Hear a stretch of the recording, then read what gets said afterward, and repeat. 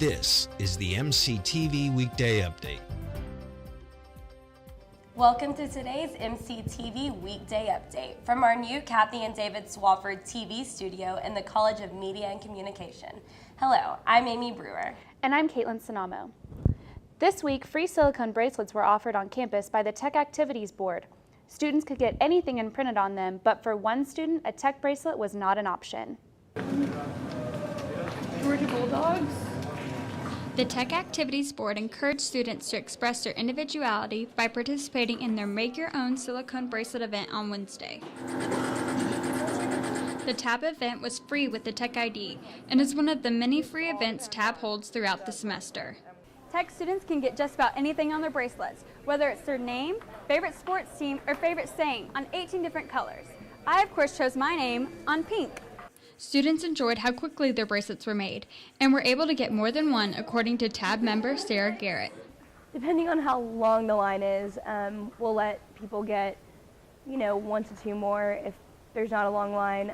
Jackie New is a Georgia Bulldogs fan and says that his bracelet represents his hometown team. I mean, I like Tech, but I got Georgia Bulldogs, so. I used to live in Georgia, and, it's football there is pretty much religion. However, Rolando Castanon is a Red Raider fan and wasn't too happy with his friend's bracelet decision. I'm real disappointed in him. I'm not a Georgia fan, but, I like the guy, even though I beat him in ping pong. I'm Corley Peel with MCTV News. And we did it again. Texas Tech sets another spring enrollment record. This is the 4th semester in a row with enrollment over 30,000. Tech officials say the university is on track for its long-term goal to reach 40,000 students by 2020. Lubbock community, you still have time to check out the Texas Tech School of Art's 20th annual Clay on the Walls exhibit. Here's what's inside. Landmark Arts and the Texas Tech School of Art opened the 20th anniversary Clay on the Wall Invitational last month. Curators selected 20 North American artists' interpretations of clay to display in the Landmark Gallery of the Art Building. Anthony Saya is the Assistant Director of Landmark Arts and says the exhibit brings a unique perspective to the Lubbock community. The show itself is an investigation in the concept of clay and how it can be conceived and shown in an artwork or a gallery space where we see a lot of artwork that's on pedestals and things like that. Well, this is kind of taking that away and putting it on the walls. It allows students and as well as staff and faculty as well as the community to be exposed to a lot of different artwork that they might not have been exposed to somewhere else. It took over 60 hours to install the entire exhibit. This piece alone took over 2 days to literally map out the state of Texas and individually place each flower to represent different population areas across the state. You can check out the hard work that the laborers and artists put into the exhibit until it ends on February 24th. A shooting last month on a Houston area campus has some state lawmakers talking about how to handle guns on campus in Texas. Reporter Sydney Holmes shows us both sides of this tense debate. There's actually guns on campus every day. That's Corporal John Radel, a 5-year member of the Texas Tech Police Department. Radel is one of the tech policemen who does active shooter training. With all the recent public shootings, Radel said preparation for students is key to safety. You can just take simple steps of being aware of your surroundings is the biggest key role there. Just because you're in a relaxed area, it's hard to say. I guess you kind of have to be a little bit paranoid these days and look around. You can't just be oblivious of where you're at. Nicholas Walp, the team coordinator for the Tech Gun Club, is a concealed handgun license holder. He said there have been plenty of shootings stopped by people with their concealed handgun licenses. And you can walk around all day on campus if you want with your concealed handgun, but you cannot at any time, you cannot enter a building or go under an awning. But it may not be that way for long. Currently, there is a bill proposed by Senator Birdwell to change the law to allow people to carry handguns into buildings, which Wolp said could be a really great thing. Tech PD has a good response time, but no matter how fast you are, there's no way you can be there immediately. Radel gave some specific examples of how the Texas Tech Police Department is planning on staying prepared. We'll get together and do active shooter training, clearing buildings, running scenarios as far as shoot, don't shoot scenarios. Because sometimes it can just be something where you can talk somebody down, and that's obviously a better outcome than anything. But, you know, we are training for the worst, and we're definitely hoping for the best. Radel said he would like to continue CHL training for those on campus who carry. We get certified on our guns and our firearms and our rifles and shotguns, but we have to recertify every year, and we train throughout that year.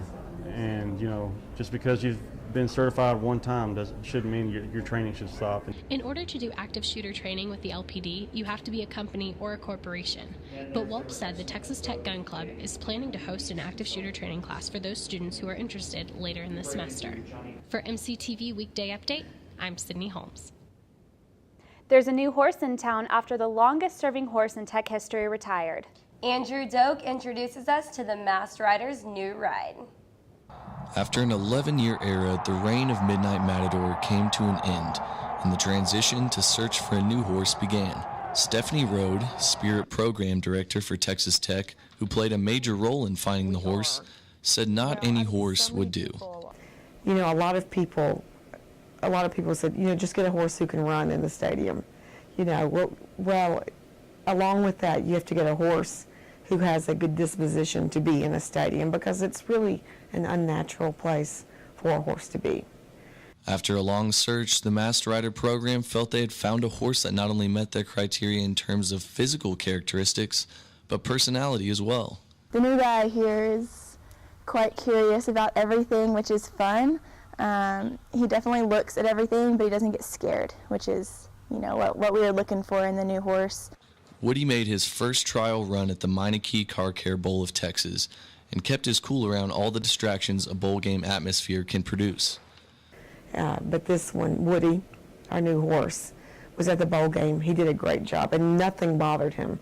We had there were fireworks on the ground, the guns, the bell, the crowd, the band, cheerleaders, flags. He was great, and he was just really sweet. And so we all decided that's the way we need to go. However, at times he might have been too calm. This guy did not know the fight song, so he just sat there. And it was time to run, and you know, you're trying to wake him up. He kind of fell asleep while the bands were playing, and trying to get him back. Okay, we're supposed to be hauling down the field now, and you're asleep. Wenzel said that even though she only had the privilege to ride Woody in one football game, she has many more events to attend along with him until a new Masked Rider is appointed in April. For MCTV, I'm Andrew Doak. I know this will come as a shock to you, but it was pretty windy outside today. A mild cold front blew through last night. Yesterday, the high was in the 70s, today in the 50s.